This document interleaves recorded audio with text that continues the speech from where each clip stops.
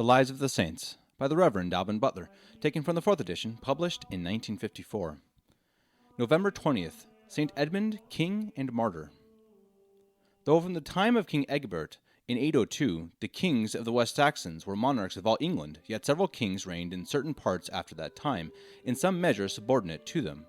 One, Offa, was king of the East Angles, who being desirous to end his days in penance and devotion to Rome, resigned his crown to St. Edmund, at that time only 15 years of age, but a most virtuous prince, and descended from the old English Saxon kings of this isle.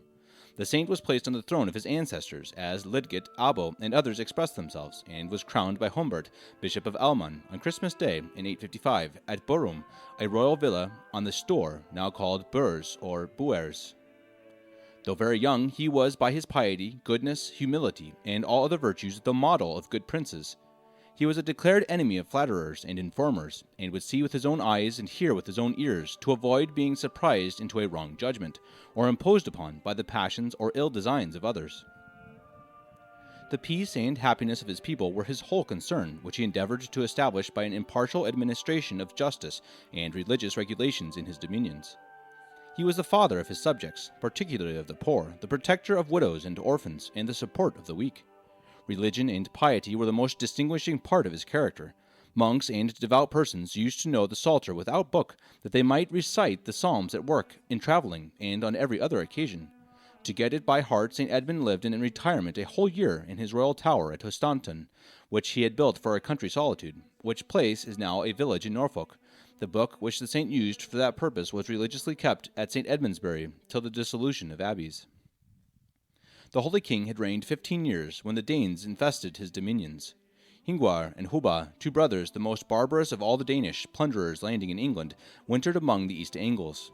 Then, having made a truce with that nation, they in summer sailed to the north, and landing at the mouth of the Tweed, plundered with fire and sword Northumberland, and afterwards Mercia, directing their march through Lincolnshire, Northamptonshire, and Cambridgeshire.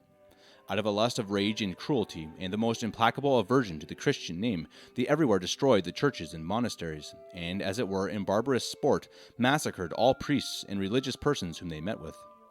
In the great monastery of Coldingham, beyond Berwick, the nuns, fearing not death but insults which might be offered to their chastity, at the instigation of St. Ebba, the holy abbess, cut off their noses and upper lips, that appearing to the barbarians frightful spectacles of horror, they might preserve their virtue from danger. The infidels accordingly were disconcerted at such a sight, and spared their virtue, but put them all to the sword. In their march, amongst other monasteries, those of Bardney, Crawland, Peterborough, Ely, and Huntingdon were levelled with the ground, and the religious inhabitants murdered. In the cathedral of Peterborough is shown a monument, removed thither from a place without the building, called Monk's Stone, on which are the effigies of an abbot and several monks. It stood over the pit in which 80 monks of this house were interred, whom Hingwar and Hubba massacred in 870. The barbarians, reeking with blood, poured down upon St. Edmund's dominions, burning Thetford, the first town they met with, and laying waste all before them. The people, relying upon the faith of treaties, thought themselves secure, and were unprepared. However, the good king raised what force he could, met the infidels, or at least a part of their army, near Thetford, and discomfited them. But seeing them soon after reinforced with fresh numbers, against which his small body was not able to make any stand, and being unwilling to sacrifice the lives of his soldiers in vain, and grieving for the eternal loss of the souls of his enemies, who would be slain in a fruitless engagement, he disbanded his troops, and retired himself towards his castle of Framlingen in Suffolk. The barbarian had sent him proposals which were inconsistent both with religion and with the justice which he owed to his people. These the saint rejected, being resolved rather to die a victim of his faith and duty to God than to do anything against his conscience and religion. In his flight he was overtaken and surrounded by infidels at Auxon upon the Waveney. He concealed himself for some short time, but being discovered was bound with heavy chains and conducted to the general's tent. Terms were again offered him equally prejudicial to religion and to his people, which the Holy King refused to confirm, declaring that religion was dearer to him than his life, which he would never purchase by offending God. Hingwar, exasperated at this answer, in his barbarous rage, caused him to be cruelly beaten with cudgels, then to be tied to a tree and torn a long time together with whips.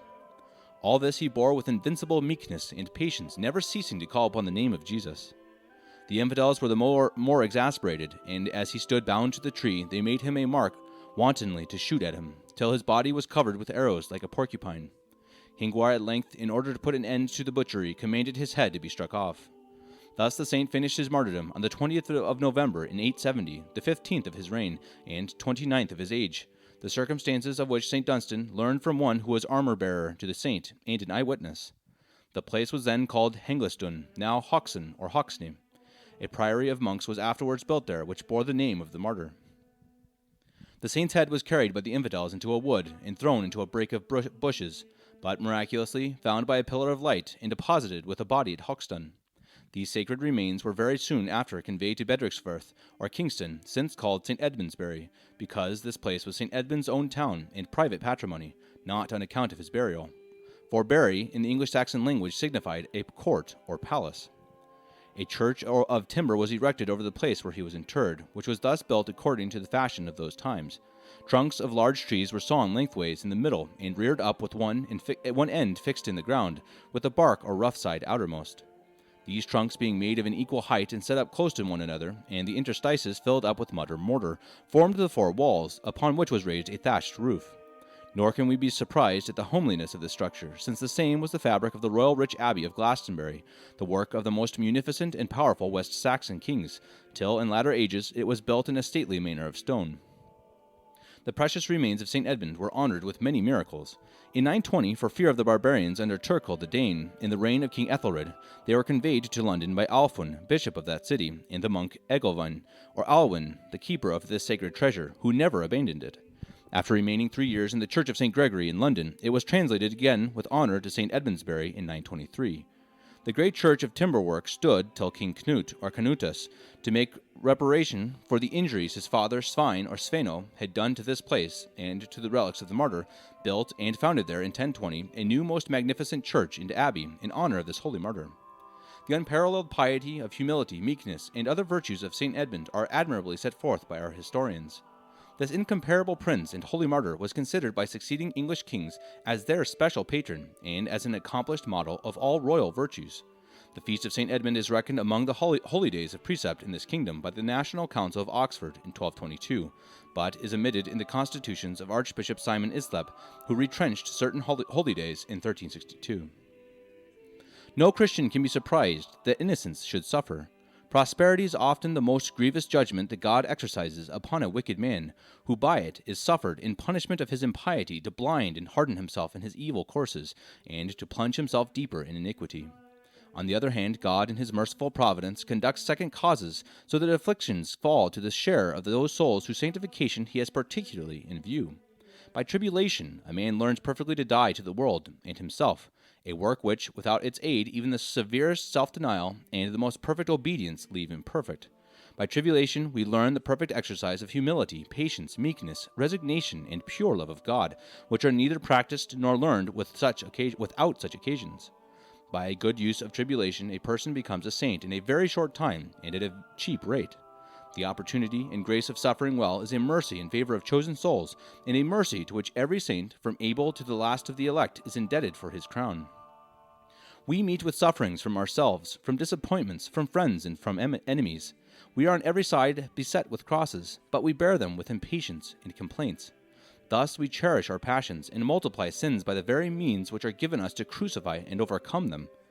To learn to bear crosses well is one of the most essential and most important duties of a Christian life. To make a good use of the little crosses which we continually meet with is the means of making the greatest progress in all virtue, and of obtaining strength to stand our ground under great trials.